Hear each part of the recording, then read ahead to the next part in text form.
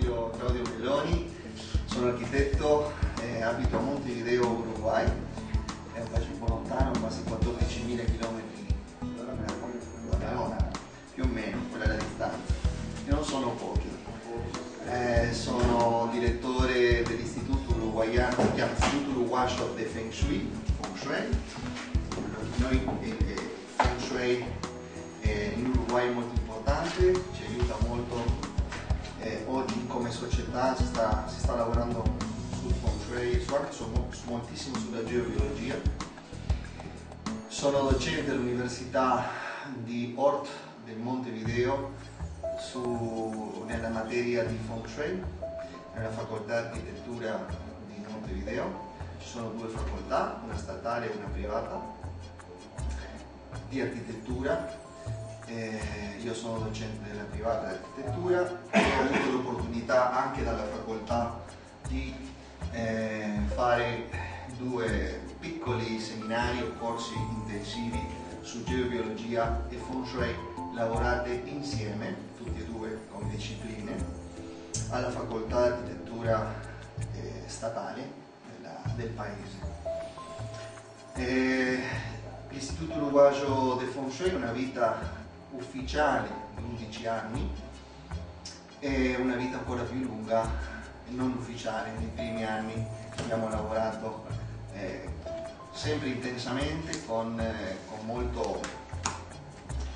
forza, con molta intensità, e abbiamo avuto l'opportunità di fare esperienza anche in altri paesi, anche latinoamericani o americani, europei, asiatici e indigeni anche. Abbiamo avuto l'opportunità di essere due volte stati. Dal punto di vista del lavoro ci sono vari metodi, vari modi per portare avanti gli studi geobiologici. Alcuni si adattano più a certe circostanze, a certi obiettivi. Altri per esempio sono specifici per determinare certe posizioni, certe energie che si valutano non solo dal punto di vista scientifico, ma molto dal punto di vista soggettivo, cioè della sensibilità dell'uomo e delle persone. Voi sapete che questo universo, questo mondo è creato in base, si può dividere in due parti, due grandi mondi, per noi esseri umani. Un mondo materiale, denso, tangibile, che è diciamo che è a disposizione nostra con i 5 sensi, e c'è un mondo intangibile, sottile, fino, che non è possibile toccare, valutare con i nostri 5 sensi. Può essere più, adesso vediamo. Si comincia una malattia, un problema fisico dal punto di vista cellulare quando una cellula, o molte cellule sicuramente, o milioni di cellule, fanno un giro, una uscita dell'asse verticale polarizzato, più o meno, e comincia a generare quello che si chiama uno spin elettrico, cioè un giro in senso orario o in senso antiorario, e la cellula perde pian piano l'equilibrio dell'asse centrale, specificamente, e quando succede questo si chiama il processo di, in italiano aiutatemi, depolarizzazione.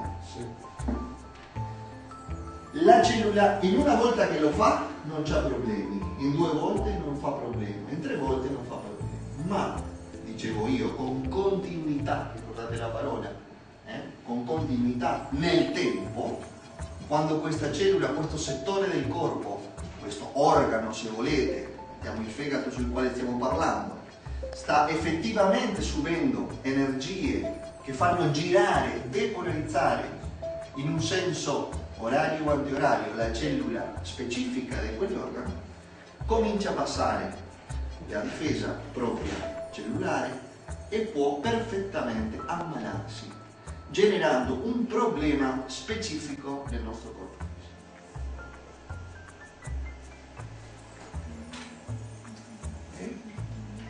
Allora, prendo la misura da questo 0 fin qua, largo questa distanza.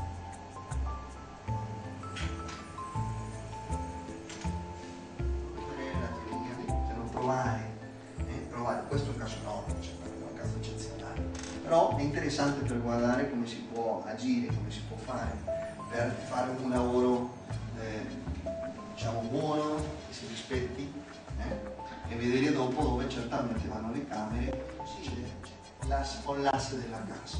Questo vuol dire che non è determinabile facilmente il fronte o il retro di questa casa dal punto di vista del quadrante magnetico, perché abbiamo ovest da un lato e sud-ovest dall'altro, e quasi quasi, dopo vi spiego come, coincide esattamente in un cambio di quadrante magnetico. L'unica possibilità è molto calcolata, però l'acqua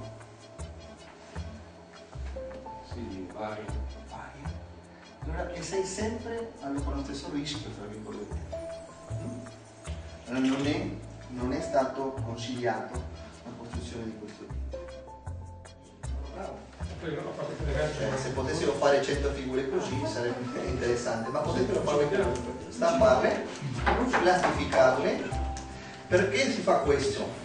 Questo ha due motivi, e lo spiego. Questo è interessante quando c'è bisogno di fare una cosa che serva più nel tempo, cioè non 2 giorni, non 3 giorni, ma per esempio impregna. La carta si impregna, anche perché la carta è fatta con elemento naturale, con legno, con la pasta di cellulosa, eccetera, eccetera, è più impregnabile.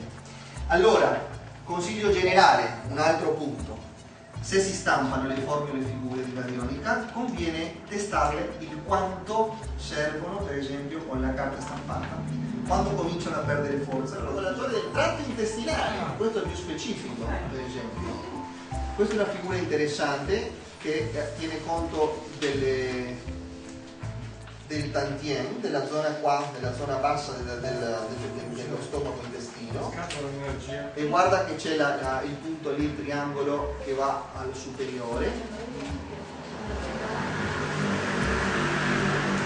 e qua molto semplice, si usa caricando una fotografia o un testo, collocare al centro il testimone, e se si vuole completare, per esempio quelli che lavorano, ubicare il colore dei chakras o rimedi di appoggio legati dentro sempre la figura al centro, in questo caso.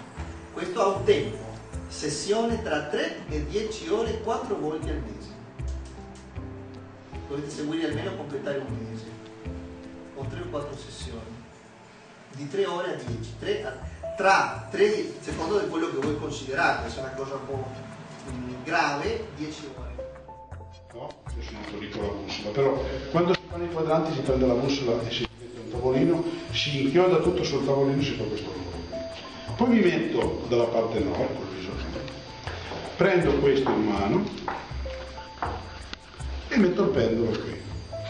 Ecco, questo mi fa questo, guardate, mi fa questa parte di quadrante, lo vedete? Adesso lo traccio velocemente, non stiamo lì, no? E faccio una fetta. E poi scrivo scatola, no?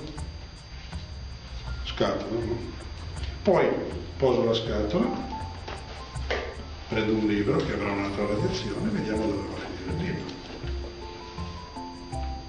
Ecco, questo addirittura va di qua, vedete? Ed è un angolo molto più stretto. Allora il libro verrà qui. Ecco, in un angolo così, libro.